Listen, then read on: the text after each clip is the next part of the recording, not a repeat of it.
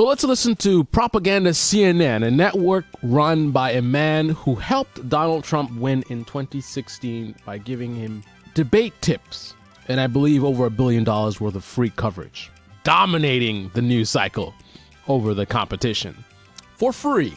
Let's listen to them suppress votes by telling people Biden's got it in the bag. Don't bother voting, folks. Biden's gonna win. Right. Start with the president's map. This is the president's map back in 2016. If Joe Biden got it in the bag, just on our poll, win North Carolina like you just saw on our poll, win Michigan and win Wisconsin, that's enough right there. If he goes to Clinton states and then flips those 4, he would be the next president of the United States. Biden bag. Without Pennsylvania, without Florida, without Texas. The president has a path, but he has to turn people out overwhelmingly. One more just look here at the battlegrounds. If you look at the state of play right now, 10 battleground states on this graphic. Let me try to stretch it out for you a little bit. 10 battleground states on this graphic. What do you see? Only 2 of them does the president have leads in new polls. Florida by a little bit. Iowa, one poll last night shows him up by 7. But look at all the blue for Biden. Biden has more menu opportunities to get there. The president, draw to an inside straight flush maybe. Both candidates on the campaign trail in the final days hitting the battlegrounds, trying to get to 270. Bag. Look at Biden, got that smile. Oh, my boy Joe. Joe Biden, brought to you by mainstream media. Before I tell you what my predictions are, let me just say this. People out there that are out there saying that as a great nation that we are, 300 million people, that this is the best that we have. Joe Biden, Uncle Joe, and Mr. Oranges. I want to get to the oranges of the investigation. The oranges of the investigation. Right, go Fefe, go Fefe. That's our 2 choices.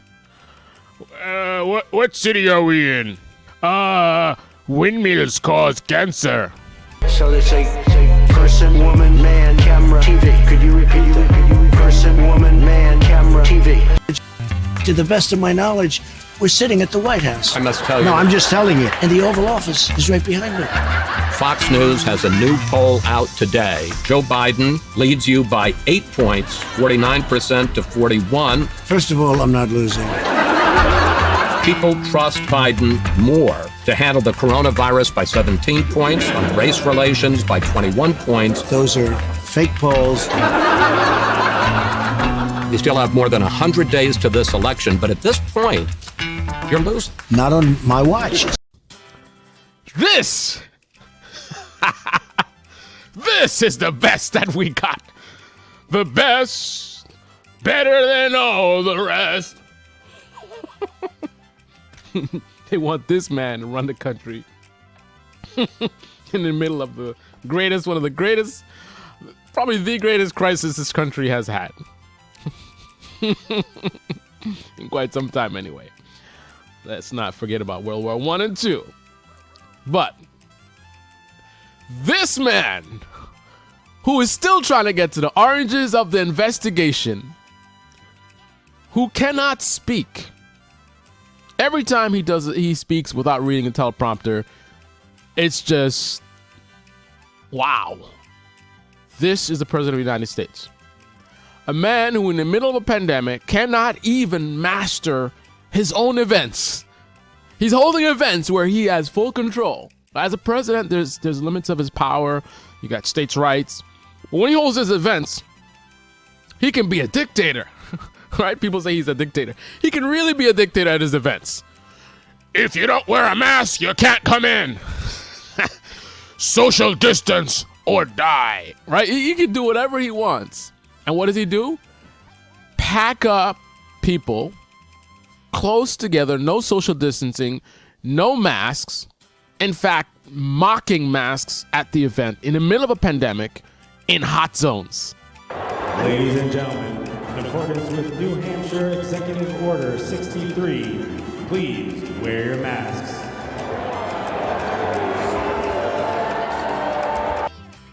We're about law and order. We don't follow that Biden chaos. We believe in the law backed the blue. Well, we only follow laws we like. We don't want to wear a mask. Look at that. That's incredible. I hope the fake news media is turning their cameras way back there. This is a man they think that can help us with the pandemic. Even if you think that the coronavirus is not serious, people are still dying, right? And it is still a pandemic. So even if you think, oh, it's overinflated, even a small thing, if left to fester and go out of control, can become a big problem, right? Think about the flu. People like to compare with the flu. What do you think would happen with the flu if we all just said, screw the flu, no one takes any vaccines, no one tries to avoid getting sick, right? Everybody just comes to work coughing and sneezing, and no one stays at home. People don't avoid other people who are sick. What do you think would happen with the flu? Right? And I think people agree that this is more dangerous than the flu, but some may want to say it's not that much more dangerous than the flu.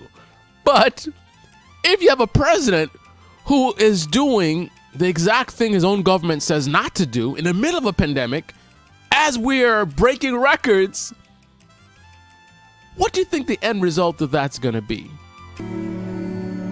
We spend billions of dollars every year on missiles that hopefully will never fly, on weapons that hopefully we will never use.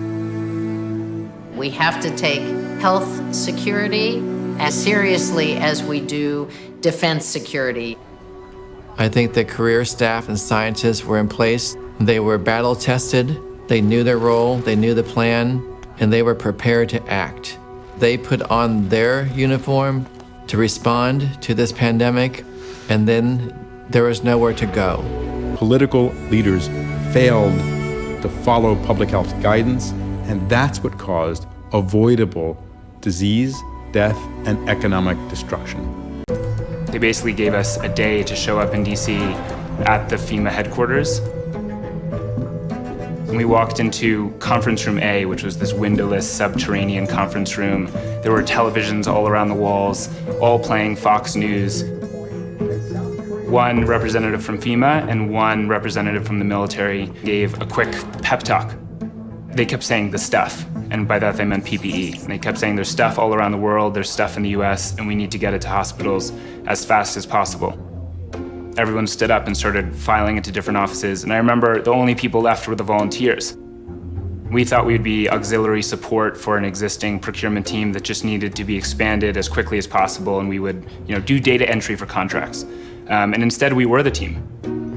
I think when people imagined the federal government response in the war room, they thought it would be this big, energized group of experts, not 10, 20-year-old volunteers, all just with private laptops, no industry relationships, no experience working in supply chain. So we started cold emailing people we knew who had business relationships in China, looking for factories online, and emailing them from our personal Gmail accounts. Because we had never done this before, there were all these really basic questions about how a federal procurement operation should work. Continued leadership from someone who has waved the white flag. But then, thanks to mainstream media, we have a better choice. Let's take a look.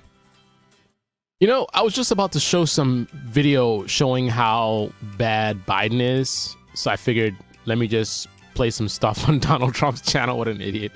I figured, he's got the negative ads. I'll play some bad stuff about Biden. But the stuff on his channel is so dishonest and misleading. And that just goes to show Biden is pretty bad of a candidate. But yet, Trump, instead of showing how bad Biden was, he had to lie and manipulate. Wow. That says it all. True international effort to pressure. Joe Biden had 47. Biden had 7 years. 47. 47 years in Washington. His record? Higher taxes on working families, disastrous trade deals, jobs shipped to China and Mexico, manufacturing obliterated. Now Biden has a plan for $4 trillion in new taxes. Look at the horrible Biden stock market compared to the Trump train. The Trump bump. Ignore the data. Believe your feelings. Trust your feelings. Data is lies. Uncle Joe Biden. Uncle Joe. Good old Uncle Joe. Uncle Joe to the rescue. Fucking luck, you piece of shit. Don't f*** this up, and if you win, don't f*** it up even more. If you're telling people that things change when people vote, make sure things change, or you're going to create yet another generation of voters completely disillusioned by the hope and change being sold to them. And if you are voting for Joe Biden, even though you hate him, just remember, even if he wins, brunch is still canceled. Criticism is healthy. F*** Joe Biden.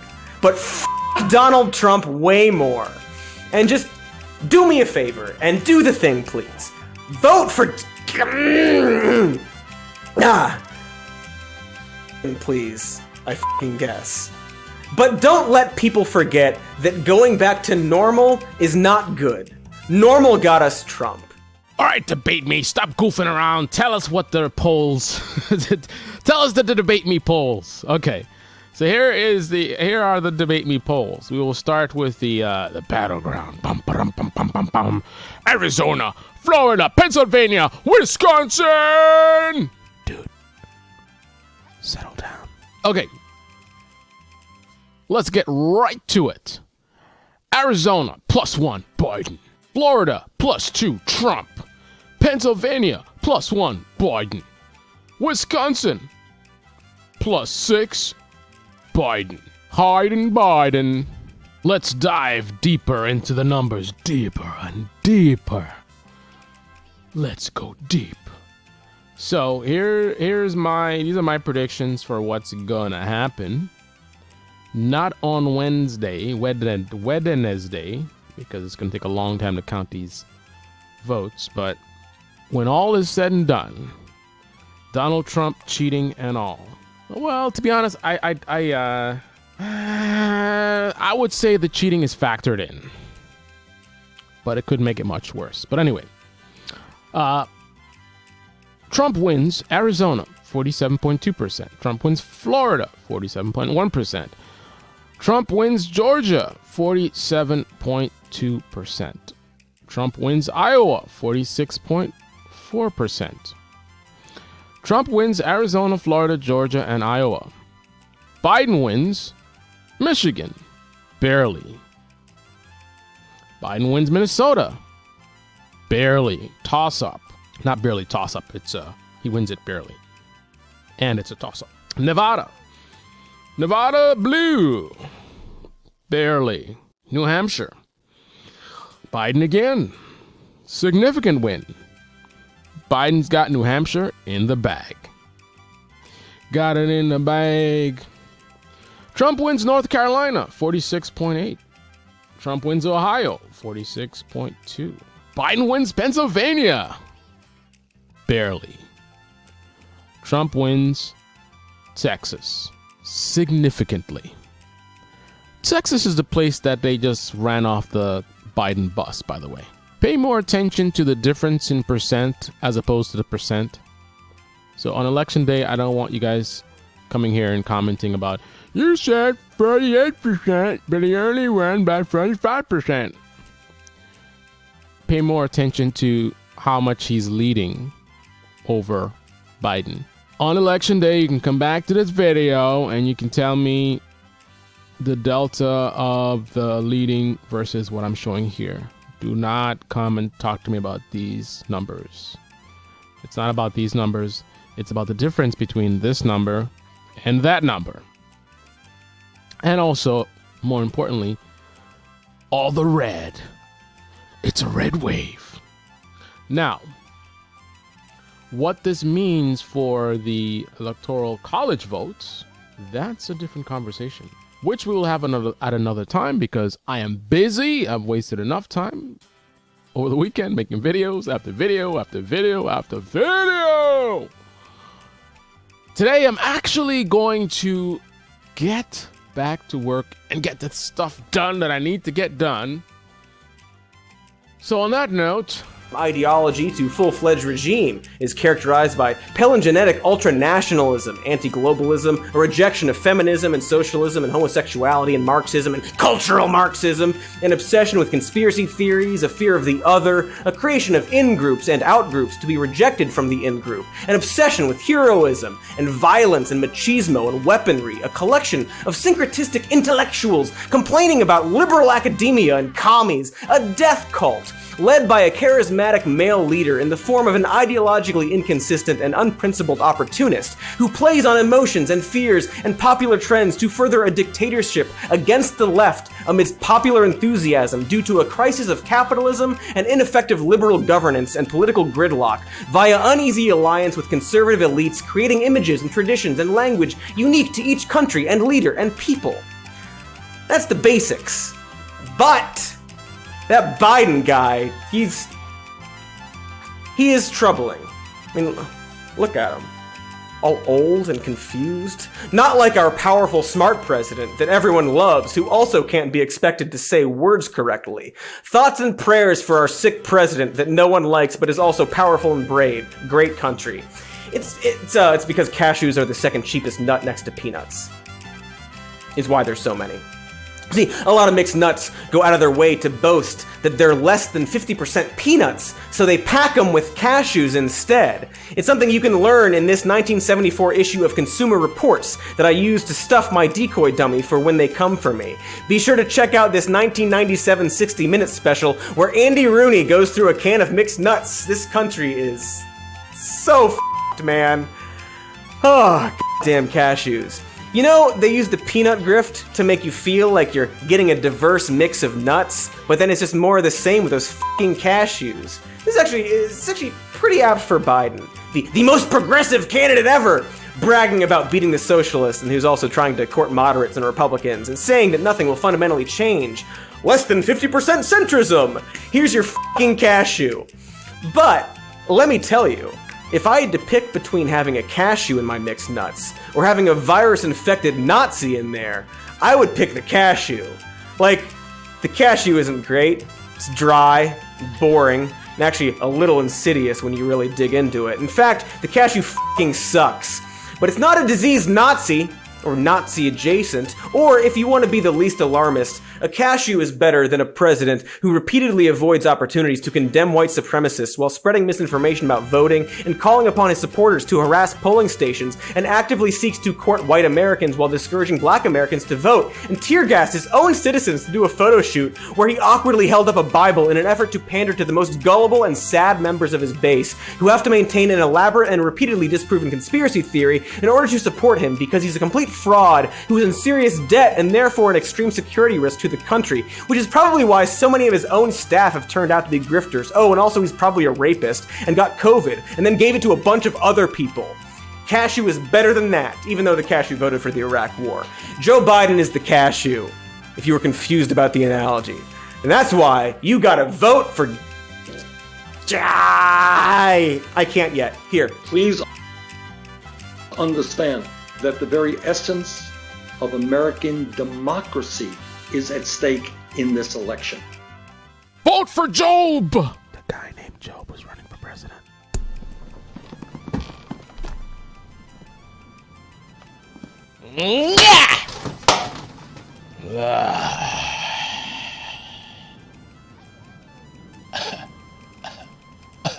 Mama.